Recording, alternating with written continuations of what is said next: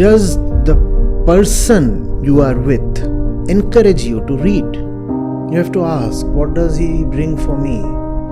Roses or books? If someone has a stake in making you better, that person will push you towards books. Books are what we all need.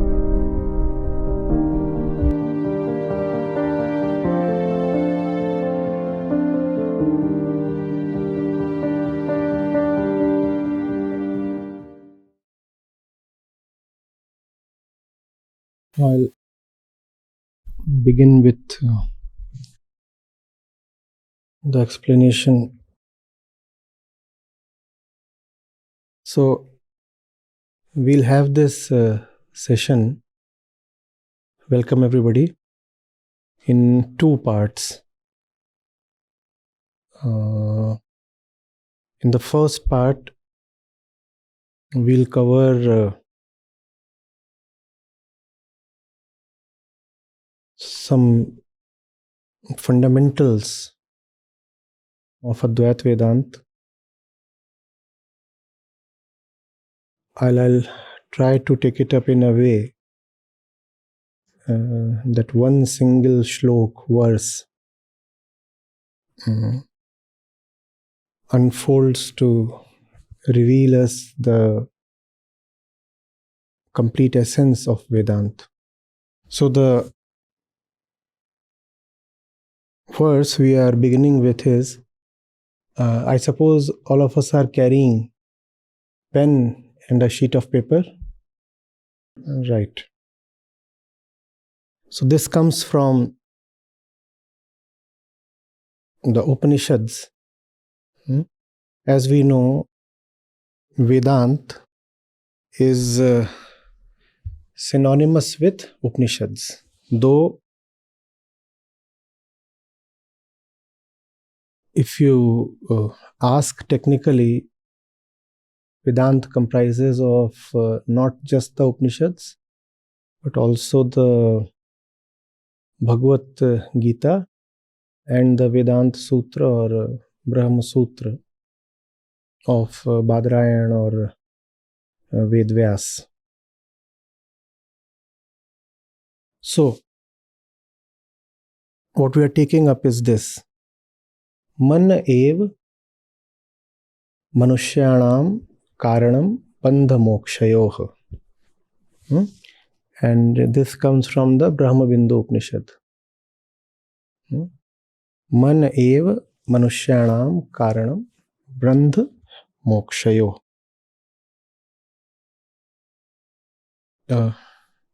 Translated, it would read,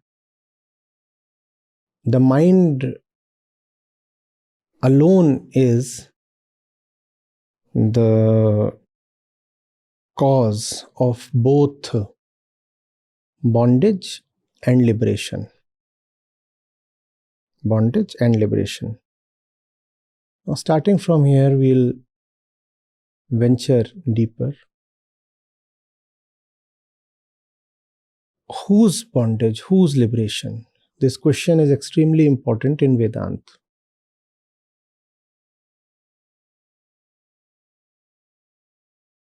And the one who is at the center of attention is nobody else but the self.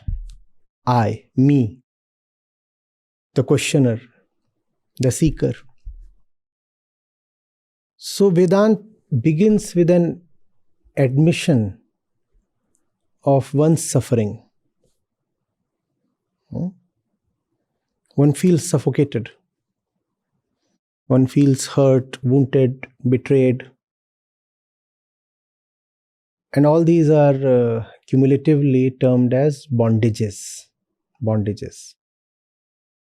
So freedom from the usual state of the self, the I, the ego, is the ultimate objective of Vedanta. So liberation is the goal. Liberation of the ego, the little self, the me, the I, from its usual state. My usual state is not something I can be contented with. Therefore, I seek change. Change not just nominal, superficial, but very fundamental. I just don't want to dress up to please or deceive myself. I don't want a little bit of cosmetic shift in the way I am or in the way I experience. I want my very foundation to be different. I want my deepest center to change. I want to be a different existence altogether, a different being. That is the purpose of Vedant, right? So, little bit of change, cosmetic change, can be brought about by things as frivolous as entertainment. In fact, that's a good definition of entertainment. Something that brings about a temporal, superficial, frivolous change in the state of consciousness. That's entertainment. So had we been targeting just a nominal change, any kind of entertainment would have sufficed. But that's not what Vedant is shooting at. Vedant is very ambitious in that regard. If I am suffering, I want to go to the very core of my suffering. I want to understand its genesis. And I want to be completely liberated from suffering. That's what Vedant targets. So, bandha mokshayo. Bandhan, bondage. My bondage. It all begins with me. So, basics. Vedant is about me, and this question Vedant will keep throwing at us. Just when we are about to unconsciously slip into the sensual world, Vedant will just shake us up and ask, well, who is the one who is slipping? Who is the one getting entertained? Who is the one talking about all the things that have become so important to you? And then we'll find ourselves with a look aghast. We had come up with a matter that we termed as important. Vedant turns around and asks, to whom is it important? To whom is it important? And if the important thing is important to you, aren't you more important than even the most important thing that's important to you? That's a very fundamental question. Ko hum. Who am I? Who is the one at the center of all the activity? You'll go to a seer, a sage, with some important matter. And the first thing the sage would ask is, to whom is the matter important? Don't say the matter is important. There is no objective truth. What is important to one person is totally unimportant to another. So it's not that the matter in itself intrinsically holds some importance. Had the matter had some innate importance, the importance would have been universal and common to all experiencers, not just all human beings, but also the other animate beings. But that's not how we see. Right? What is very important to one is a trivial thing to the other. So Vedant keeps the center right at the center. Is never forget who you are. In fact, forgetfulness of who you are is the very cause of suffering. So do not forget who you are. So when we talk of all these big things, the mind, the world, the entire expanse of spiritual jargon, Vedant says, well, keep one very little thing, that small letter right at the center, I. It's all for me. It's all for me. I am suffering, hence there is Vedant, and whether or not Vedant has succeeded on me will be decided by only one criteria. Am I still the same person? Is my vision still clouded? Am I cluttered or clear? Can I see things clearly? And can I see myself very, very clearly? That's the question Vedant poses. So, manev manushyanam karanam bandhamokshayo. What is the mind? If it's all about the I, what is the mind then? Vedant will not allow us to proceed with common and pedestrian notions or definitions. Definition, by definition, must be very sharp and precise. So, what is the mind? If it's all about me, what is the mind then? Vedant gives a very sharp definition. The mind is the entire set, the whole universe of objects that the I has a relationship with. Not the entire set of everything that is there in the universe. One does not have a relationship with everything.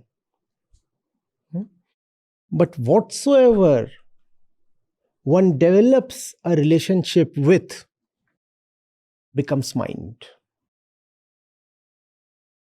Objects in general are called vastu, just vastu. But the object becoming the mind is called vishay. So, an object untouched by the self, the ego, is just an object. But the moment the object is touched by I, it becomes vishay or mind. And mind is an accumulation, a congregation of objects that it is in relationship with. So there is the object, there is me, there is a relationship in between, and the complete set of all such objects is called the mind. I'm fond of saying that the mind is the whole society, the entire locality, the whole population around the center called I. The neighborhood of I is called the mind. I is at the center, and it has managed to settle an entire neighborhood around itself. That neighborhood is called the mind. Now, the conscious entity is I, irrespective of the degree of consciousness it has.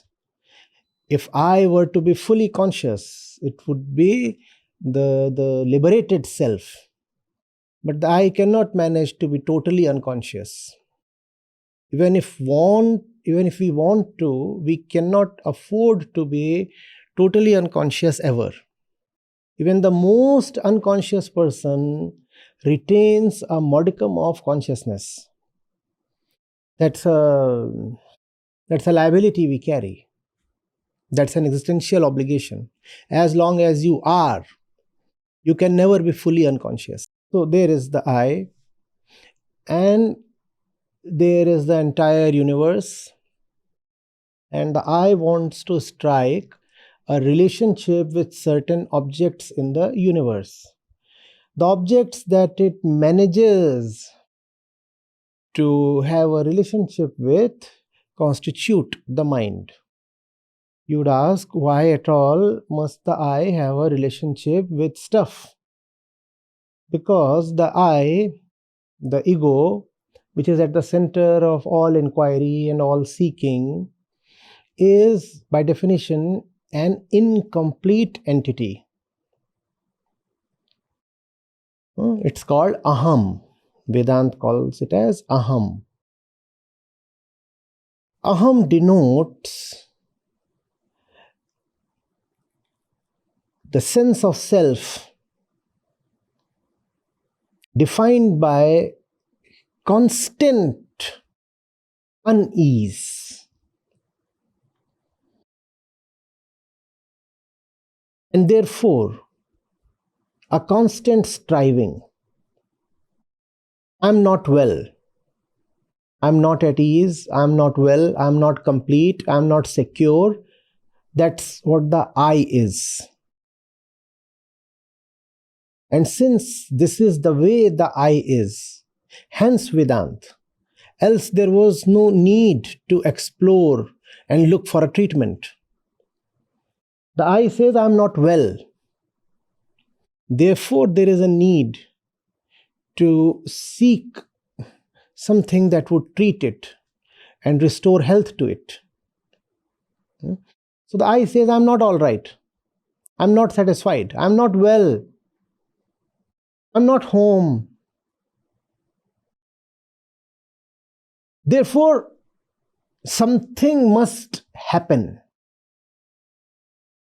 Since I'm not complete, therefore, something must be added to me.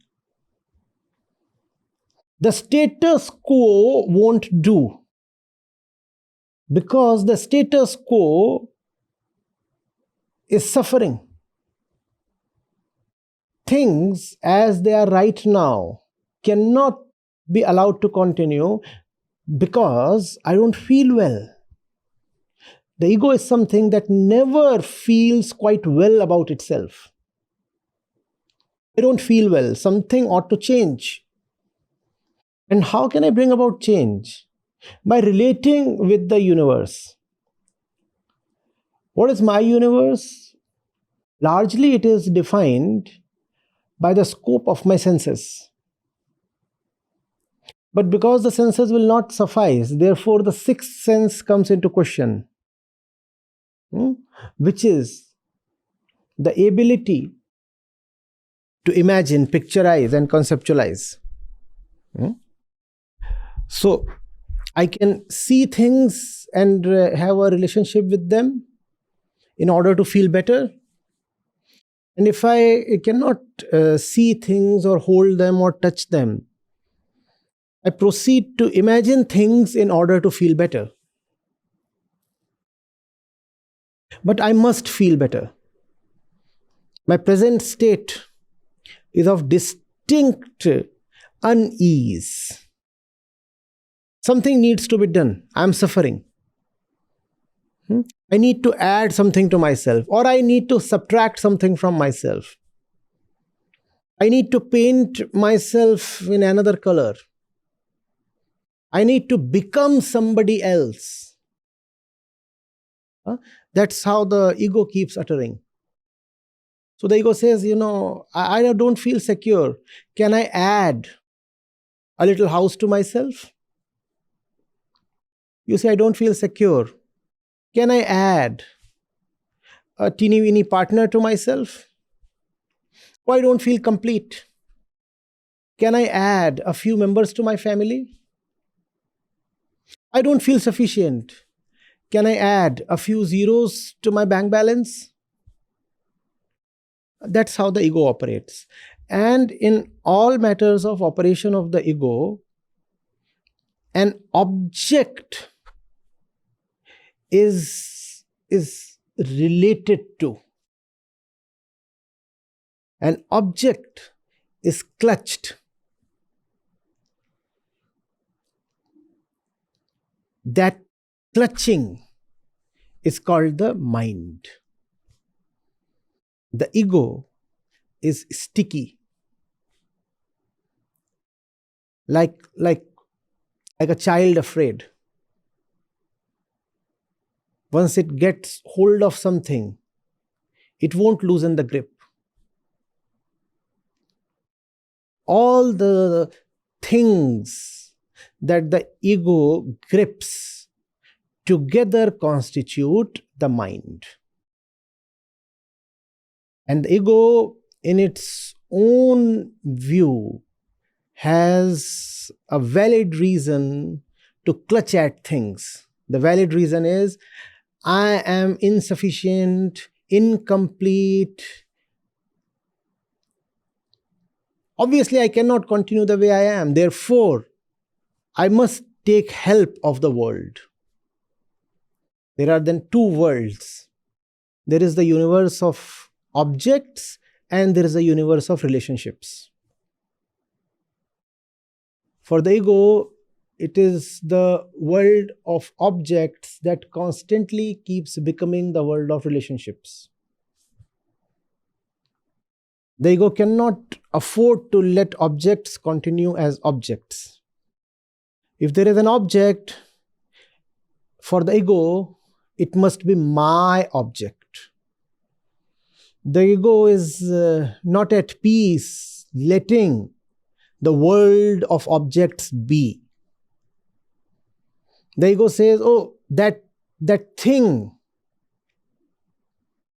in the window of the shop means nothing.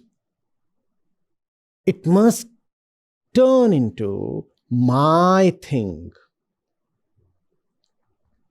The ego will look at a beautiful flower and pluck it and say, it must become my flower. The ego is incapable of remaining aloof and detached and just appreciating from a distance. It is so insecure, it wants to pluck all the flowers and store them somewhere in its own custody, in its own power and possession. That's how the ego is. Do we see what then the mind is? All the flowers that the ego has managed to pluck and salt and secure. Also, the ego, being afraid, wants to keep certain things at bay. The objects that the ego does not like, they too constitute the mind, because dislike is as much of a relationship as like. So both these relationships exist. There is something that is in the mind because it is pleasant, and there is something there is in the mind because it is very unpleasant, rather threatening. So these two become the basic instincts, greed and fear. I remember something because it was very pleasant. I also remember something because it was very unpleasant. Both these things become the mind. What's common is that the ego has a stake in remembering both those things. So, man ev manushyanam karanam bandha mokshayo. The ego is in a state of bondage. That's how it looks at itself. In its own view, that's how it is. I am and I'm not well. You ask ego, who are you? And how are you? It will say, I do exist. I'm not fictional. I am, and I'm not well. I am, and I'm not well. So wellness has to be achieved. How is wellness to be achieved? There is only one way, the world of objects. Once you are born into a world of objects, right? There are these senses, and these senses are always perceiving objects. So that, gladly or sadly, is the only way then to proceed. It's like being born in a jungle. Even if you want to get out of the jungle, you will have to navigate through the jungle. So there is this jungle of objects all around us, even as we are born. The kid opens her eyes and sees things. So there are things. How then must we tackle this very important and very serious question? The question of bondage and suffering. Vedanta says the answer lies in right relationship. Right relationship. Man ev. There is no other answer except right relationship. Ev means he. Exclusively the mind. Nothing else but the mind. That is what ev denotes. Nothing else but the mind will bring you to bondage, deeper bondage, or to liberation. Nothing but the mind. What is implied? The implication is, there is the world and you exist in it. At least that's how you perceive your situation. You better have the discretion, vivek, to choose the right objects to associate with. How is a right object chosen? First of all rightness is with respect to myself. I am not well. Therefore, that lack of wellness will decide the rightness of the object.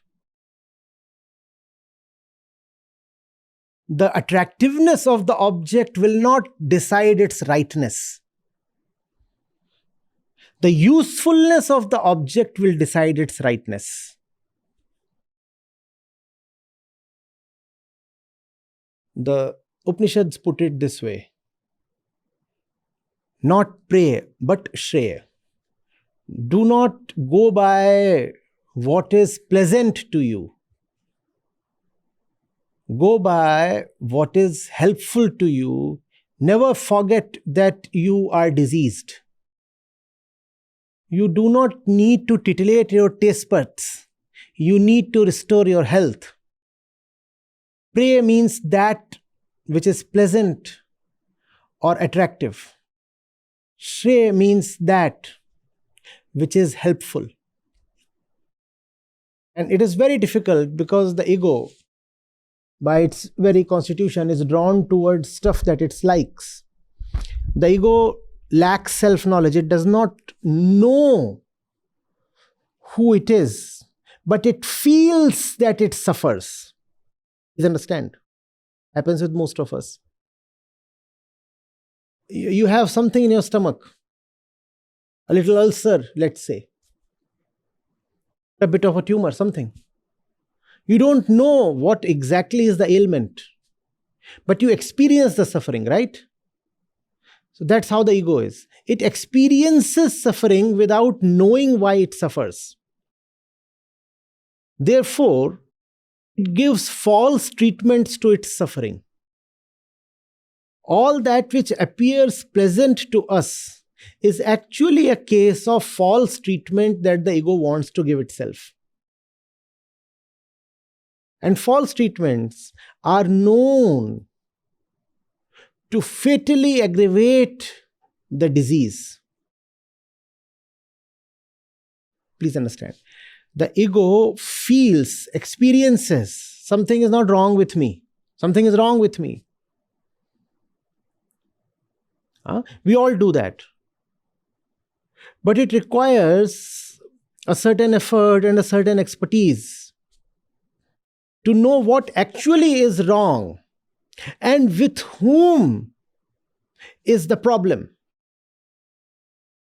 The ego has neither that expertise nor usually the inclination. Therefore, it just experiences a certain unease without knowing what the unease is about and to whom is the unease. Therefore, driven by the unease, without knowing the unease, it proceeds towards things that it just likes. That's called prayer. It's called prayer. So, the usual relationship of the ego is a relationship in blindness. I'm not okay, I don't feel okay. Therefore, I rush towards something that I feel will be good for me. Feel will be good for me. And when you do not know what the disease is, then it's very likely that you will pop up pills that are either totally irrelevant or even quite dangerous. All the methods that the ego adopts to treat its own condition are known to prove ineffective, irrelevant, and generally exercises in self-deception. And with time, the ego becomes a master at self-deception. I don't feel well, I pop a pill. I don't feel well, I go and buy something. I don't feel well, I pick up the phone and indulge in gossip. I don't feel well, I offer myself some kind of distraction, some method to escape from my state. I'll proceed on a vacation. I'll go and enjoy some kind of culinary or physical pleasure. I'll not want to investigate into what really the problem is about. So the usual relationship is a relationship of unconscious blindness, instinctive compulsiveness. I don't know what I want, yet I experience, I feel that I want something. So I just almost randomly pick up something. If not randomly, then by looking at others. That is the logic, if such a thing can be called logic at all. Why are you according this kind of treatment to yourself? Because that's what everybody else is doing. Why do you binge shop on weekends? Because there's nothing else to do. Why are you taking this decision? Well, I don't know, but isn't it obvious? It's not obvious. Kindly explain. Why have you taken the decisions that you have? No, it's an absurd question. No, it's not an absurd question. Kindly explain. I don't mean to jettison common sense altogether. I stop this conversation here. So all these things, all these tricks that the ego employs, common sense, obviousness, these are nothing but tropes to hide the lack of self-awareness. Since we do not know what we are doing, therefore we hide behind these comfortable words. We say, well, what else? Yes, obviously.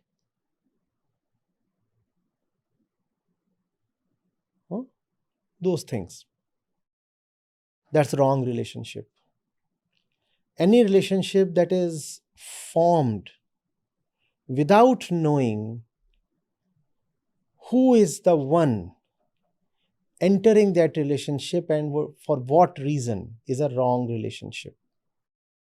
The mind is typically an aggregation of the fruits of our wrong relationships. Hope we understand the word relationship. Relationship does not just mean the thing that happens between a man and a woman as is usually taken. I buy a mobile phone, that's a relationship. I buy a new shirt, that's a relationship. Go to watch a movie, that's a relationship. What does the paint on that wall mean to me? That's a relationship. There's the pet that I have, that's a relationship. I have memories from the past, that's a relationship. I have hopes for the future, that's a relationship. So typically, the mind is full of wrong relationships because the one forming relationships has no self-knowledge, but it has a lot of unease. Like a man with his body on fire. His capacity to clearly think, clearly see has been paralyzed. He's on fire. But he's experiencing extreme pain. That's the condition of the ego. It experiences but does not know. So what will the man do? The man will just run about with all the energy possible in any given direction. We very well know that when buildings are on fire, people often jump from the 7th floor, 10th floor, 60th floor.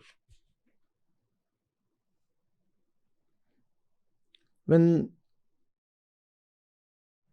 the WTC was hit, 9/11, one of the frames that has become tragically immortalized is that of a man jumping to his death from one of the burning towers. What else can be done? The mind has lost its capacity to understand. The ego rarely understands, but it feels. It feels. And in the rush of that feeling, it forms relationships. I'm off. The mood is bad. What do I do? Well, give me something spicy to eat. Offer me a few drinks. That's far easier than venturing into oneself and investigating why exactly is the mood off. That seems like an easier option, to just drown oneself in a few drinks. So that a relationship is formed. Now this relationship is not the right relationship. Therefore, the Upanishad is saying that the mind itself is the cause of bondage. We start with bondages, and if we do not know that we are in bondage, then every new bonding that we enter into is actually a new bondage. Bonding is relationship, right? What we call as bonding is actually bondage. Please understand. The initial state, the state we start with as we are born, is that of ignorance. We do not know who we are. Look at the helpless state of a newborn. What does it know? It only feels. What does it understand? It only has instincts. And from that state, we can either proceed towards understanding, which is liberation, or we could simply operate from the state of bondage itself and consequently deepen the bondage. If we form wrong relationships, then the state of bondage is deepened. What is a right relationship then? A right relationship is a product of self-reflection and self-knowledge. I am seeing what ails me. Therefore, I am seeing what is it that I must connect to, relate to, what is it that I must bring into my life, and what is it that I must expunge from my life. That's right relationship. Right relationship is a product of self-knowledge. Therefore, when we say that the mind is the cause of bondage and liberation, what we are saying actually is that self-knowledge is the cause of liberation and lack of self-knowledge is the cause of bondage. That's how the whole shlok translates. That's Upanishadic wisdom. If you know who you are, you will become much, much better than who you are. Knowing is radical transformation.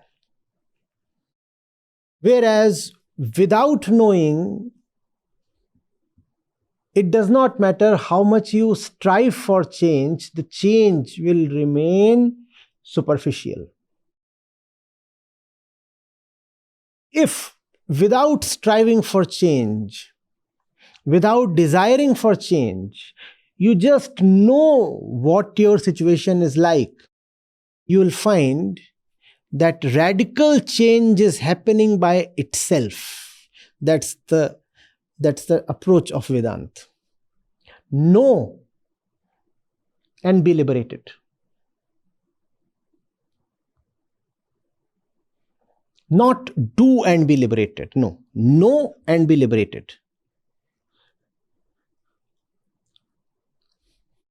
You see, in the Bhagavad Gita, it's a beautiful thing. Chapter 1 is about the travails of Arjuna. He's in a miserable state. Chapter 1 captures that. Then chapter 2 is about knowing, Sankhya Yoga, which is the way of knowledge, knowing. Chapter 3 is Karma Yoga, action. The message cannot be missed. If you know, action follows. Chapter 3 follows chapter 2. Right action can come only from understanding. If you understand, right action becomes inevitable. You don't need to think about it. Understanding is sufficient. You cannot understand and not act rightly. If you understand, right action will just spontaneously happen. That's Vedanta. If you understand, right relationships will get formed. You don't have to strive for the right relationships. But you do have to strive for something. Please understand, if you are in the maze of wrong relationship, then the wrong relationship itself becomes a barrier against understanding. That's where dedicated effort is needed. If I have surrounded myself with all kinds of intoxicating objects, that environment will prevent me from self-observation. This is where I'll need to put in effort.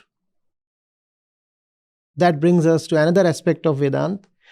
The approach of Vedant, step by step, is of negation. Negation. Right things, well, they need not be done. Right things will happen on their own. There is something that does need to be done. What is it? Stopping the wrong things.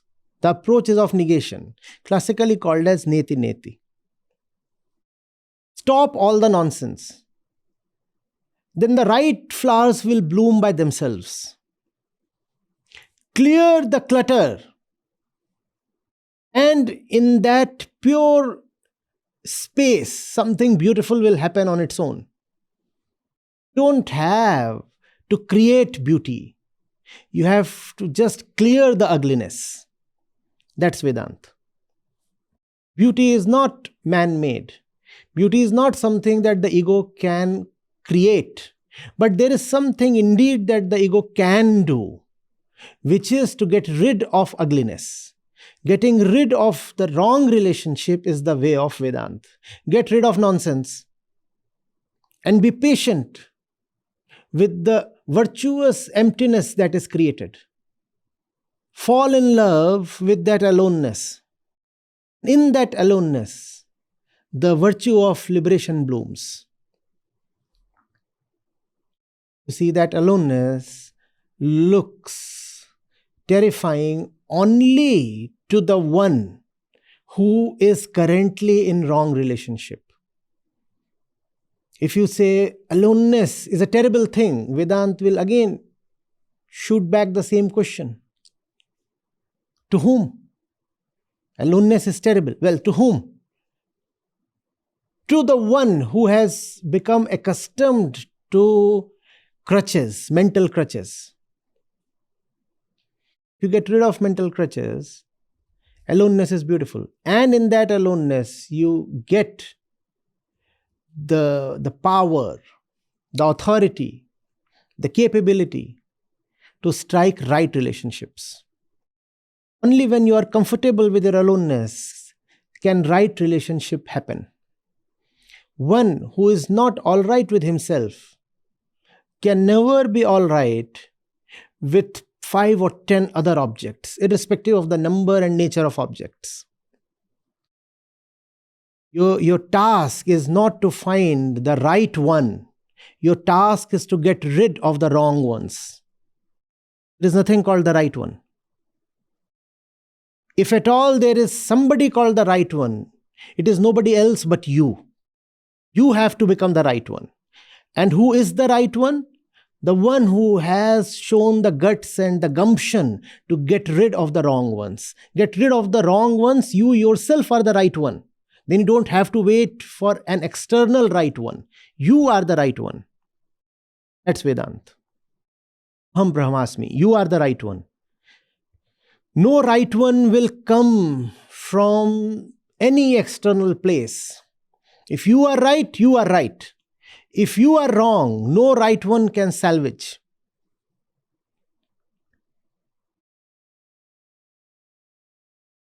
Getting it?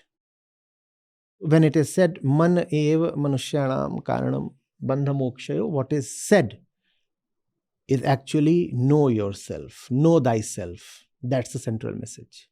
When you know yourself, you know what's blocking you. You look at yourself and all you find is a clutter of needless objects. Get rid of those objects. Get rid of those objects and remain peacefully in your kavalya, in that pristine aloneness. That pristine aloneness in Vedant is known by the great and final name of Atman, great self, Atma. Atma, which is truth.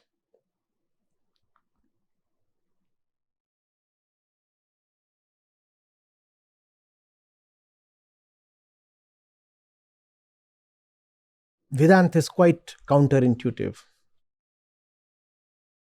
That's the reason there is so much importance of that little ave. Ave excludes all that we are instinctively drawn to.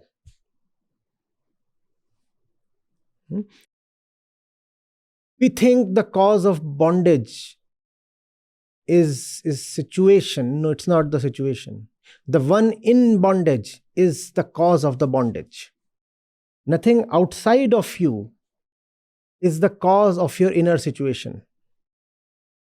Things that are external to the body, that is, can only affect the body. You are not your body. You cannot be affected by anything except that which you choose to be affected by. And why do we choose to be affected by something? We think it would be a profitable deal to get affected. Something is tempting me. I decide to yield to the temptation. Decide to get affected. Why? Because there has been some inner calculation that says, if you yield to the temptation, you will benefit. So it's not the thing that I have yielded to. I have yielded to my own inner calculation. So Vedanta is trying to exclude that thing from having any power over you. Vedanta is saying, no, that thing has no power at all. You are the master of your fate. You are the owner of your life. Irrespective of what the world is doing to your physical existence, you can still be ruler within. And that's how one has to live. Otherwise, there is no point in living. Living is then a miserable exercise. Internally, one must have her own kingdom. As for the outside, well, nobody can determine or predict that. Anything can happen anytime. An earthquake can strike right now. Even as we talk, we do not know how many of us might be having diseases slowly developing within our bodies. All that is external. Not only is the world external, even this body is external. One has no control over that. One must have control over oneself. I cannot determine all the things that will happen to me, but I can determine how I will respond to anything that happens. And I can also determine whether or not I will respond. And I can determine that in the middle of all that is happening to me, I will remain the unaffected, silent, peaceful monarch, being all the dignity and all the assurance. That's the approach of Vedanta. Manev manushyanam karanam bandha mokshayo. Do not blame the world. Do not play the victim. Do not think that situations can mean anything to you beyond a point. Own up responsibility. Accept the driver's seat. Your own life. Don't allow the drift to carry you away. Vedanta is the philosophy of total empowerment. Aham Brahmasmi. I am highest that there can be.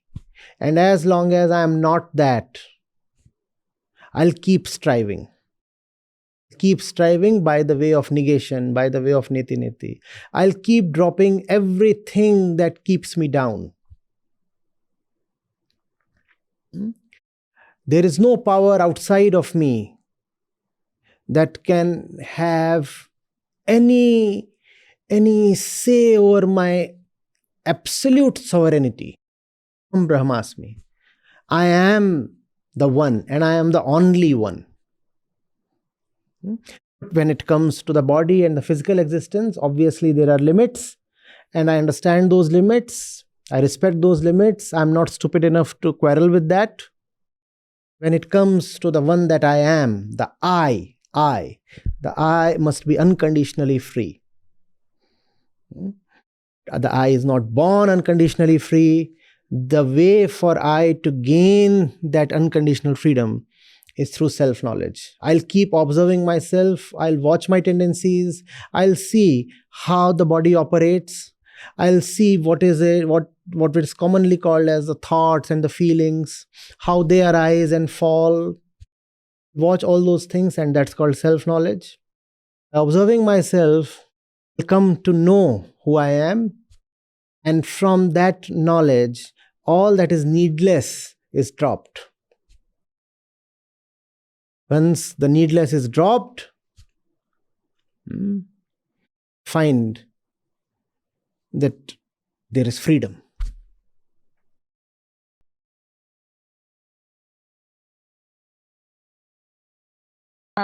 I am grateful for the opportunity for being able to attend the live session with Acharyaji. I've been listening to him for over a year now. I am located in California, United States. It's been an honor to learn about Acharyaji and his teachings, and I've gained great, valuable knowledge from hearing his sessions and lectures on YouTube. And although I've been listening to him for a while, this is my first live session that I attended. So, and I couldn't be more grateful for the opportunity. So, my sincere thanks to the entire team for this effort and for bringing all of us together, because we're clearly marching towards a common goal here. I also want to extend my sincere appreciation for everyone who was able to ask a question in today's session. Most of all, being vulnerable and sharing about your personal story, your experiences, your thought process is greatly appreciated. While we're here, the most impactful thing that we can do is to realize liberation and to be able to achieve our own consciousness and be able to be there for those who are alive today.